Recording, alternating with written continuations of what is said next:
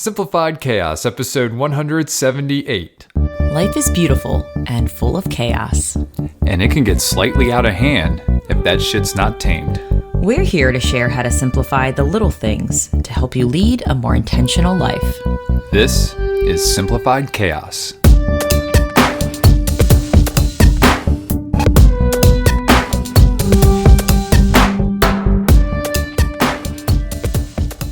Hi, everybody. Welcome to Simplified Chaos. This is Jillian, and I'm with my co-host and beautiful husband, Nicholas. What's going on, folks?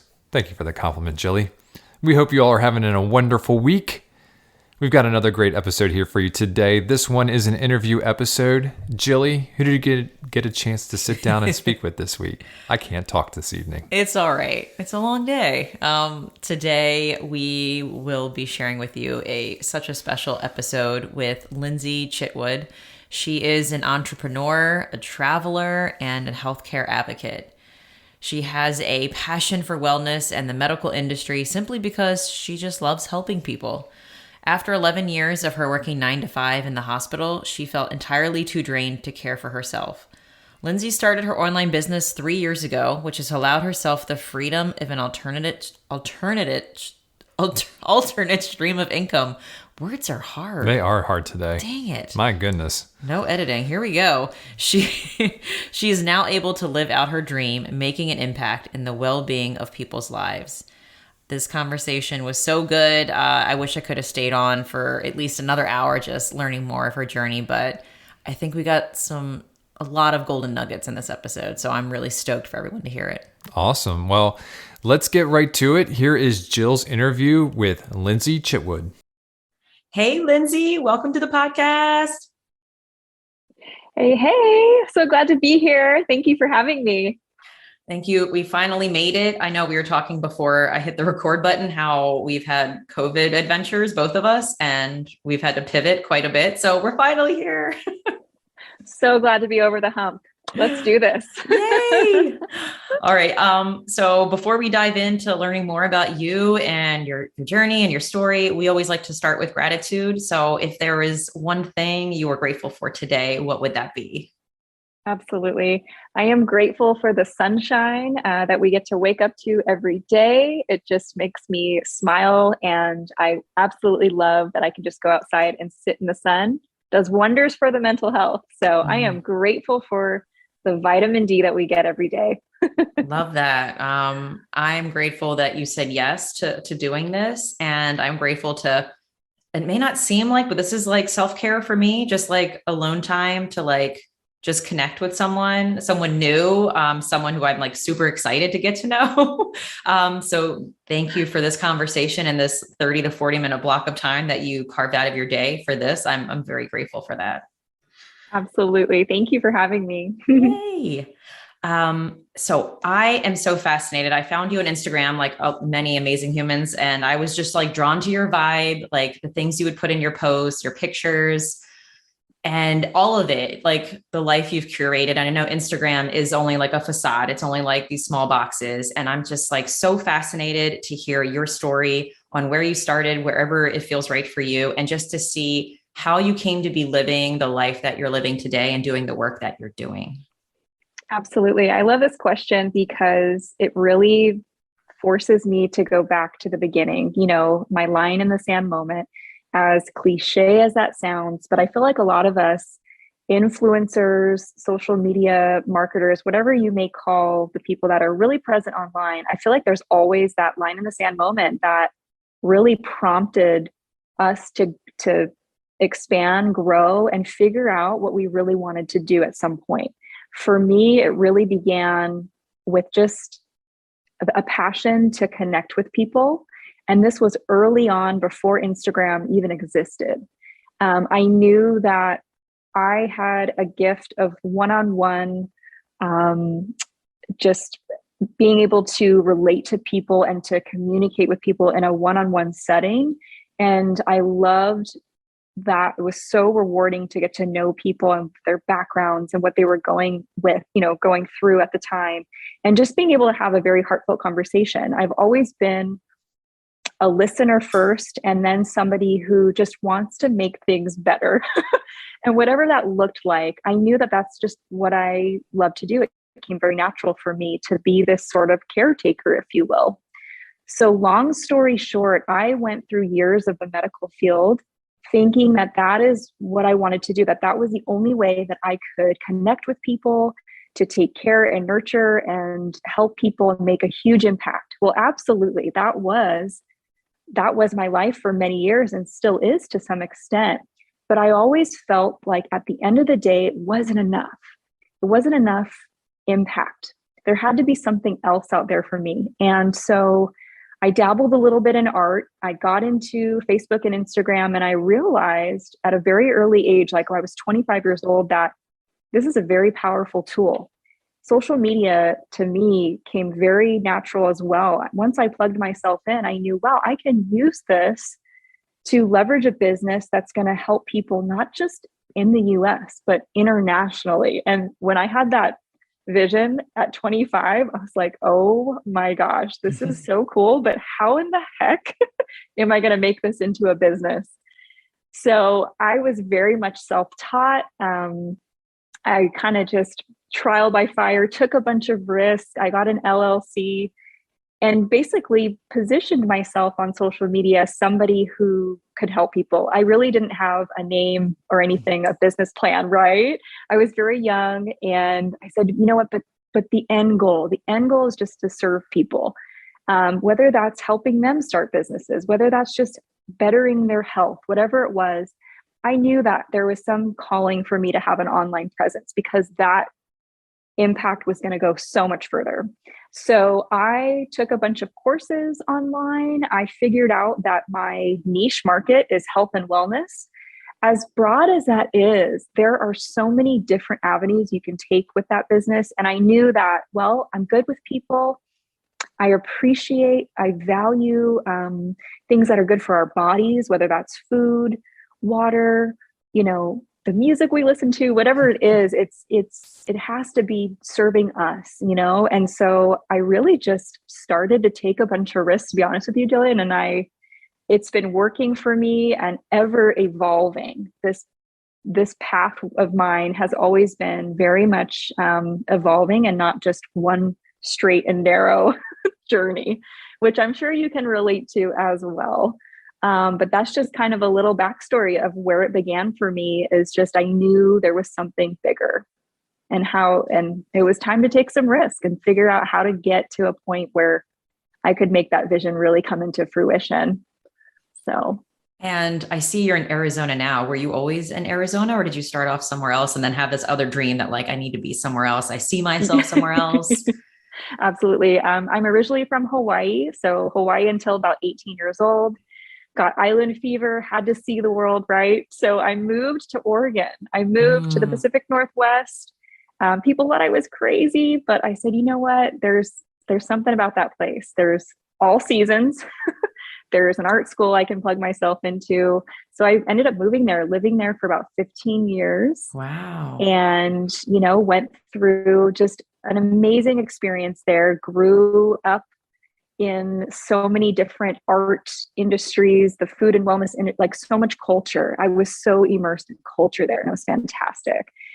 Basically built up my resume. And then by the time we hit the pandemic, life started to look differently. I was working in an emergency room, and that's a whole nother story, probably a whole nother podcast episode. But I hit another point in my life where I was kind of reevaluating, going, okay, like it's time to make some changes again, And we fought and fought. My husband and I fought to stay in Oregon, and that just wasn't in the game for us. We said, okay, well, where to next? And it happened to be where Arizona was our next landing point. My husband got a job offer here. I had no plan whatsoever, but I knew that this was our time to pivot.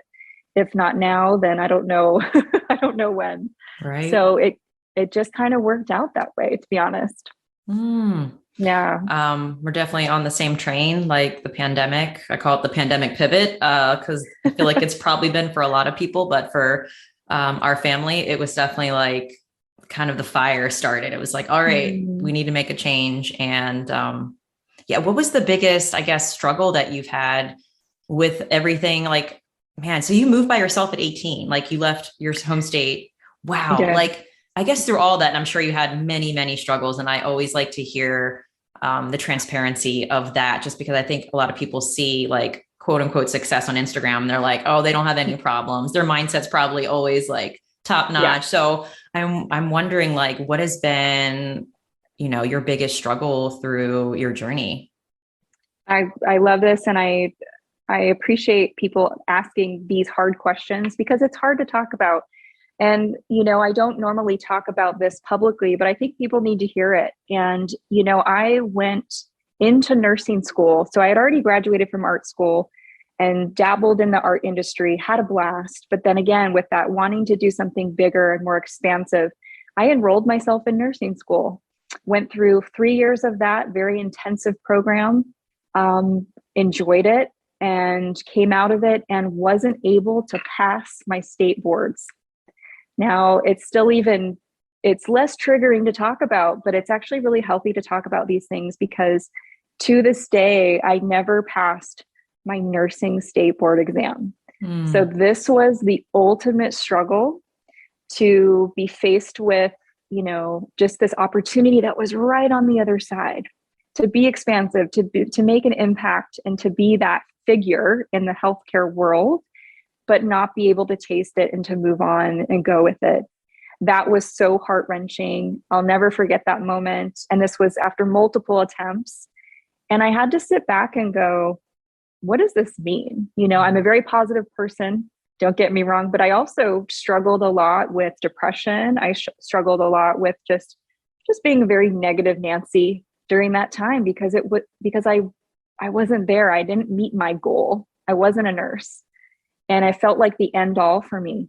And I will say that really made me reevaluate, where I was just in my headspace and going, okay, well, I just spent a ton of money on nursing school. I just went through the ringer and like, I can't even pass this exam. Like, what's my problem, right? We internalize and we do all the things, but I knew that everything in life was a choice.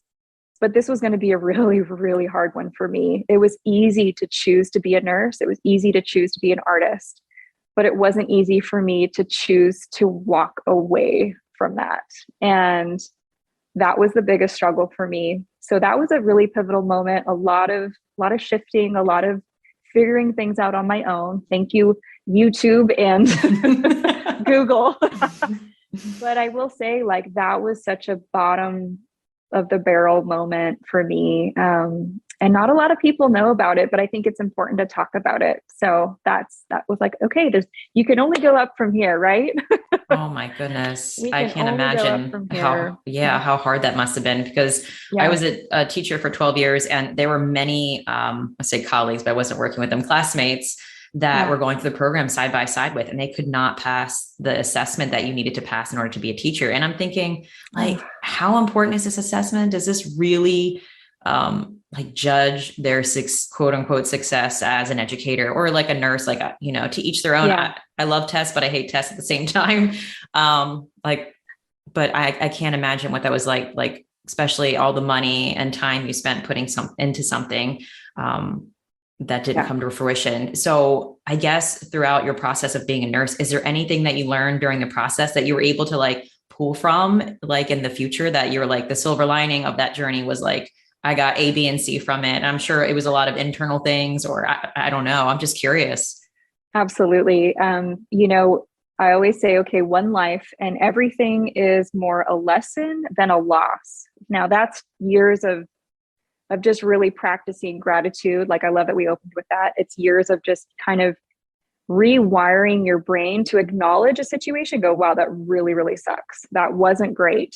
But then to rewire it and go, okay, what are the gems? What are the lessons that I learned from this experience? And for me, number one, our bodies are so resilient. I learned that we are capable of going through just about everything.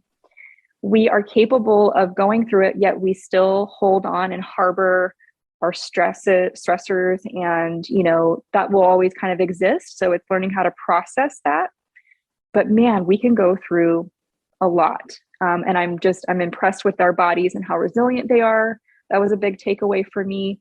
I would say another one is that everything is temporary.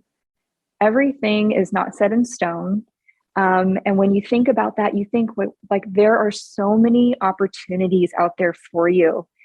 You are never stuck in one position. You might feel stuck. You might feel like, I don't have enough money. I don't have enough experience, but you are never stuck. Somebody else guaranteed has gone through the same thing as you, but you have full opportunity to pivot and to figure something else out. There's always a plan B, even if you don't see it right away. And that is a huge takeaway for me too, as I realized, wow, there's not a weight on my shoulders anymore. Actually, the opportunities are endless. I just need to keep moving forward. I love that. And I love how you said it's a lesson, not a loss. I'm like big on like mantras and like little jingles because it gets stuck with me. I don't really remember things unless it rhymes, it's catchy. Which has been really helpful with Lucille, like trying to instill like those mantras in her.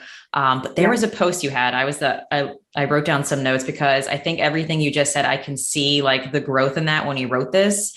It was about like, you don't have to listen to society. You don't have to subscribe to their expectations. You can completely and totally and radically opt the hell out of the mundane way of thinking. There is no universal timeline on blooming. And I say we can bloom at any damn age we want. It gives me goosebumps when I'm reading that right now. Like, I feel like it gives me, and I don't know. It's because I've experienced that too. I don't know if I would have, I would say subscribed to it before, like, oh, I totally get that. But because I've gone through that journey of like thinking my identity is tied into a profession or the amount of money, like, when you go through that transition of detaching yourself and letting go of that, I mean, it's so freeing, and you just want to share it to the world without sounding like super cocky and like I made it, but it's like, I've made it inside. I don't know how to describe it, but it feels really good. 100%. With that, it's just very freeing. Like you said, it's almost like you're going through a detox too. And when you come out of it, you're like, I feel so much better. That's a good way of putting it, like a life detox. I guess so. Through everything that you've been through, what is your version of success today at this moment? Absolutely. I think obviously success looks different to a lot of people. Some people are more focused on like financial gains from running a successful business. I think success is a huge umbrella. And I think for me, underneath that umbrella of success, to me, it looks like if you are focused on putting your life first, like if you're living your life first and then focusing on your business, that is what's going to make you successful. If you are focused on prioritizing your self-care, your family, those fun things you like to do, whatever that might look like, that's going to make you that whole person so that you have enough to give to these other areas under this umbrella of success. You're going to pour into your business. You're going to pour into your best friend. You're going to pour into your podcast. You're going to pour into this organization that you love to volunteer with, whatever it may be. Success it's got to come from a good place. I think if it doesn't, if you are so spread thin, burnt out, you have nothing to give because you're depleted, right? You're depleted. You're running low on energy. I think success comes from that place. If you're not a whole person, it's going to be a really long roadmap for you. And that's just from experience. And I think that, prioritize, it's not easy for people to prioritize. We get busy, life happens. But if we just take baby steps towards really, carving out time for those things that make us feel whole and human, that's really going to benefit every other avenue of our life. And to me, that is success. So I like the idea of I'm big on like visuals and stuff. The umbrella thing. I can really see that well. And I know, like, I've noticed on Instagram, like you, and I don't know if this is what you're still into, but I've seen like your water business. And then I see now you're pivoting into something else, and I can see you dabbling in things that excite you. Like I can tell just based on your energy. And I'm wondering, like, if you would like just sharing, like, how do you how do you balance, quote unquote, balance, if it Yeah. exists? I don't know. It's like the ebb and flow. Like, how do you do life first and then put your work in there? I'm just curious, like, what does that look like for you? Maybe like a typical day or just like some things that work for you. Yeah, absolutely. I'm a big fan on routines, and I'm not definitely like bound to one routine every day, but I notice that certain things, if they are kind of planned out, like even something as simple as, you know, getting up and turning on a favorite record of mine, like a good album, or going and making my coffee in the morning, if that's 5 minutes of my morning, something that I know it's going to bring a smile to my face. It's going to help me wake up. It's going to, just fill my cup up in the morning, no pun intended, but it's just one of those things, those little things, and so for me lately, a day in the life of Lindsay has been definitely hitting the Kangen water in the morning. And then we got to do coffee, and then usually a nice song in the background just to kind of jazz myself up. I do have a calendar. So as busy as I am, it does help me to pencil in things in my calendar. So I use Google Calendar, and I usually will check in with any customers I have in my water business. And now with my health and wellness business with hair and skincare, I've got a nice clientele list that I also will go off of. But really, just saying, okay, 20 minutes there, half an hour there, lunch with my husband. So to some, it can seem very rigid and, a little too organized. But for me personally, that is the balance. That's where it's at for me. If I don't write it down, I'm probably not going to get to it. So that's just the way my brain works. But yeah, definitely more just about that routine. If it's something that gets you excited in the morning or in the middle of the day, then I'm all for it. Make sure that always happens, that's the most consistent thing that you could have Yeah. during your week. So yeah. Well, it seems like, your life. And I had this revelation when I was teaching that, like, I feel like our lives should revolve around self-care versus work, because I think so much is depleted during the work and we don't check in at all. So it's like, to me, it was kind of backwards, the amount of work that we did compared to how well we took care of ourselves. And it seems like you're able to kind of like trickle that in really well. And I'm so for the music. Like, we are listening to jams all the time. There is some silence, don't get me wrong, but my daughter gets in the groove. She's like, Mom, play this jam. Or it's like, this is my jam. She'll just like break out in a dance. And it's like something so simple. Music can completely change the energy of whatever you're doing, like cleaning the bathrooms, not exciting. Playing music, way better. So I love that you said that, because it's just something so small, but can like just electrify the moment of the mundane of whatever it is. And that's kind of what we've been doing here as well. That's amazing. It's so true though. Oh, so what are you working on right now that is just like lighting you up? I always like to hear what's like exciting to you in this moment. Absolutely. Well, I'm finally in a spot where, you talk about self-care. That is, if we're talking about umbrellas and what we're focusing on now, that is where I'm at. I run two businesses. I'm a Kangen water distributor, and also have partnered with a hair care, skincare line, Monate.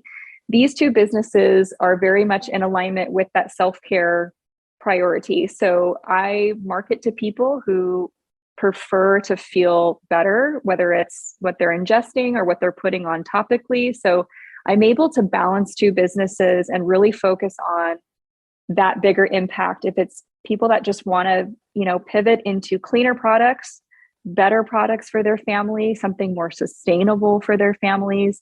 So right now I'm really focused on leveraging social media to get even bigger, to do more. I want to do courses with individuals. I want to be able to talk openly, perhaps have a podcast with individuals that are in the health and wellness industry, bring in other people in these, massive industries that kind of started where I was, but really reach people who need to hear that there's other people going through health issues, health problems, and what's available to them.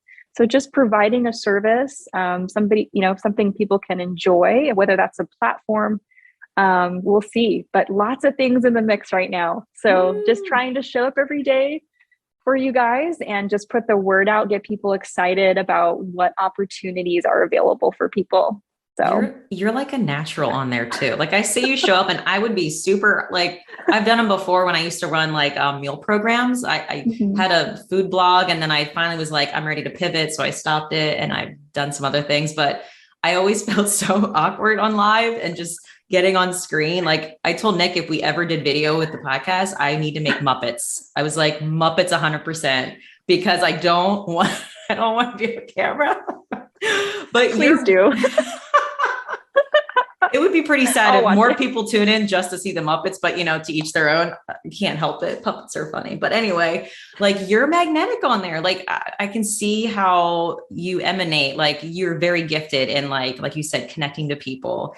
And you're so approachable and it's like you're not judgmental. It's like just sharing the raw and the real. And I've seen a couple like really vulnerable posts that you've had out there. And I was just like, wow, like you're probably really touching home to a lot of people out there and helping them. So I think that's just magnificent that you're doing that and sharing your gift with the world. I really do. Thank you so much. It's a very saturated market when it comes to just talking about anything. We're always influencing each other, right? With, Yeah. with anything. And so how do you connect to people? It's a challenge that a lot of us face just being in the online realm. But I think that at the end of the day, it's so important to focus on your story, because you're going to draw in that special person or two people or 50 that resonate, and better to connect with that amount of people than, none at all. So you just Yeah. never know. I think your testimony is really powerful. So Yeah. thank you. Yeah, of course. I just want to keep uplifting you because I think what you're doing is amazing. Um, but I know like, I'm sorry, I'm like keep looking at the clock. I'm like, I want to have enough time for everything. Okay. So I really want to pivot and just talk about, Nick and I are huge on values. Like, I think once you determine what you value in life, however many it is, whatever number is enough for you, I think it helps direct your life in a simpler way that it's not so complicated and complex. So I would love to Yeah. hear if you have a set of values that kind of helps direct, where your journey takes you. Absolutely. I think it goes back to it reminds me of like, what are your pillars? That's one thing I talk a Mm, lot with my customers, that want to take it further and market online is, if you, like I say, the 5 pillars, you don't necessarily need 5 core values, 5 pillars, but for me, it's always like this rotating cycle of things always fall back on family. Like I value my family above all else. I value time with my husband. I think that it's, I don't have kids or any fur babies yet, but it's important to me to prioritize that, to always put that first and foremost.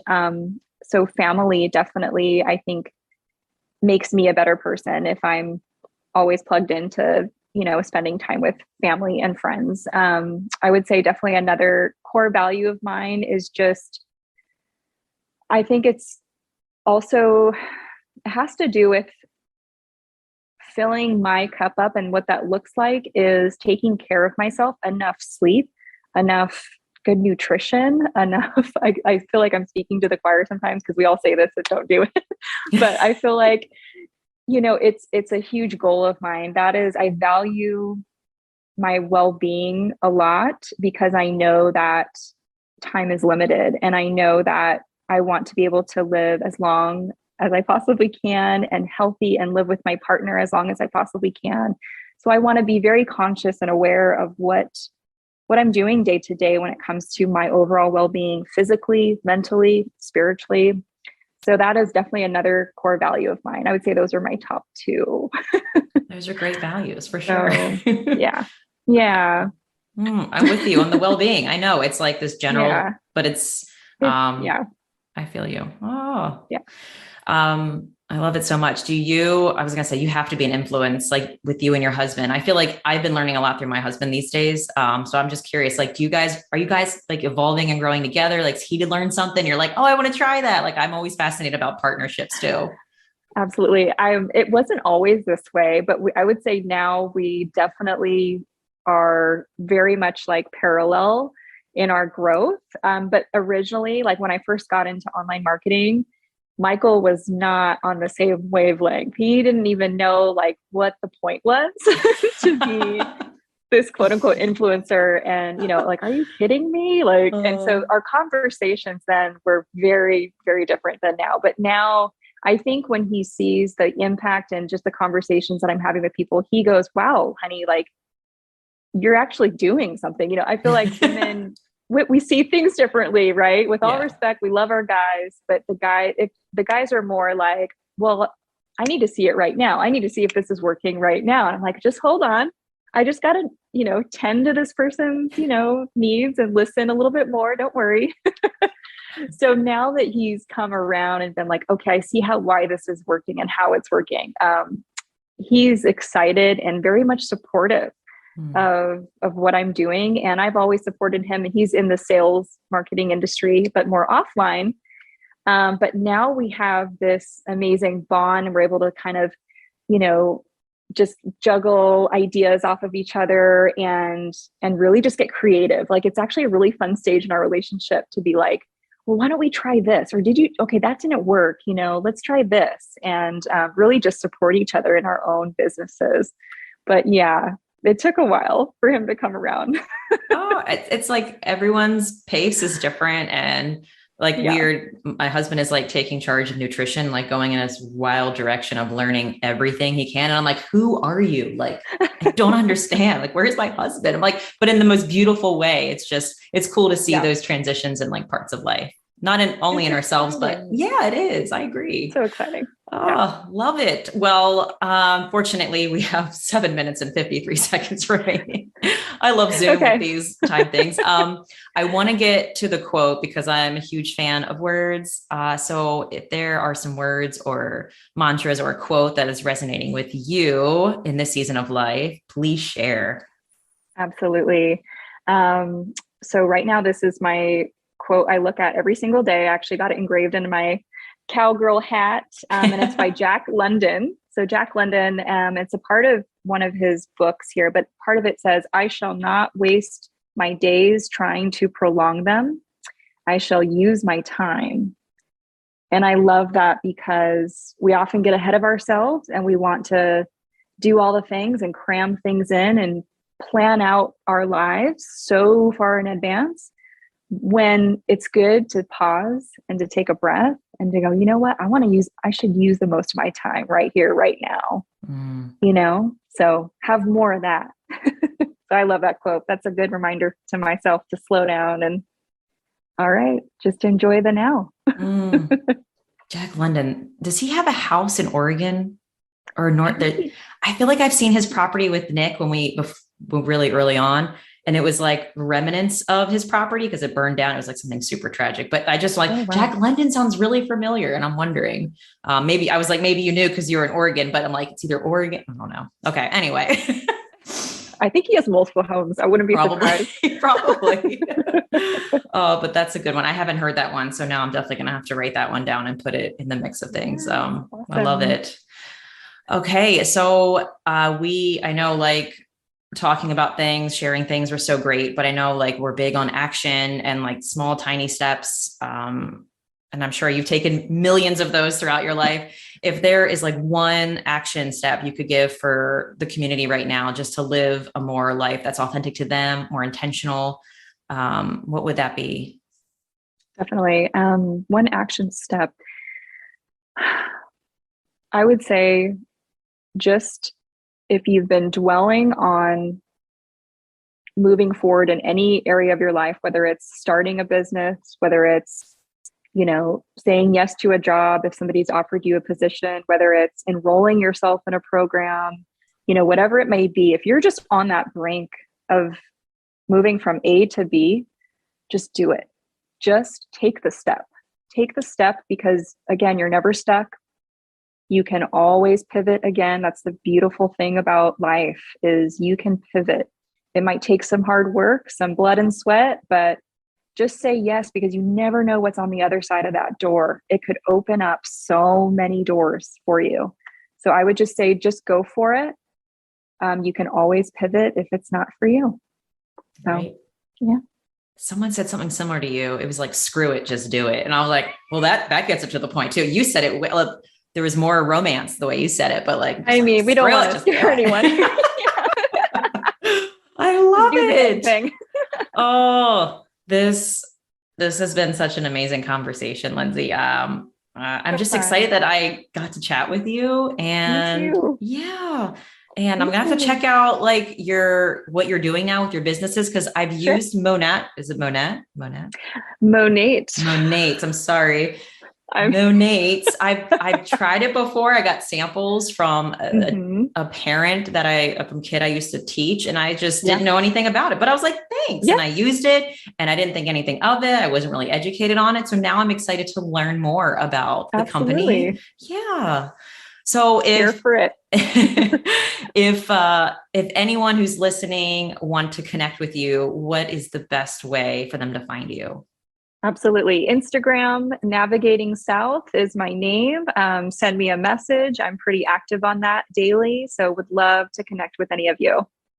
Yay. And I appreciate that you're open to DMs. I always feel weird when I say DMs, like Slide acronyms. into my DMs. Right? I don't know, but it's kind of refreshing because it feels like a text in a way, and it feels pretty personal. So I always am like, yay, they DM me. And it's a nice feeling to like, I don't know, like it's very personal, but I know there's some people that are like boundaries. I can't do it, which is great too. Yeah, absolutely. So yeah. Awesome. Well, 3 minutes and 9 seconds. Take that, Zoom. I guess any last words before we leave, or anything else that you wanted to say before I hit the stop I just want to button? say thank you. This is an amazing podcast. And I'm so glad to tune into more. I love the work that you're doing. I think it's fantastic. So yeah, feel very honored to be on this season. All right, folks. We hope you enjoyed that interview with Lindsay Chitwood. And that's going to do it for today's episode. If you like this episode, please do us a favor and help us spread the message. You can do this by writing a review or simply by sharing this episode with a friend. And remember, sharing sparks a conversation leads to action, and action is how we're able to live a happy and intentional as hell lifestyle. We want to thank you all for listening today, and we will see you again next week. See y'all later.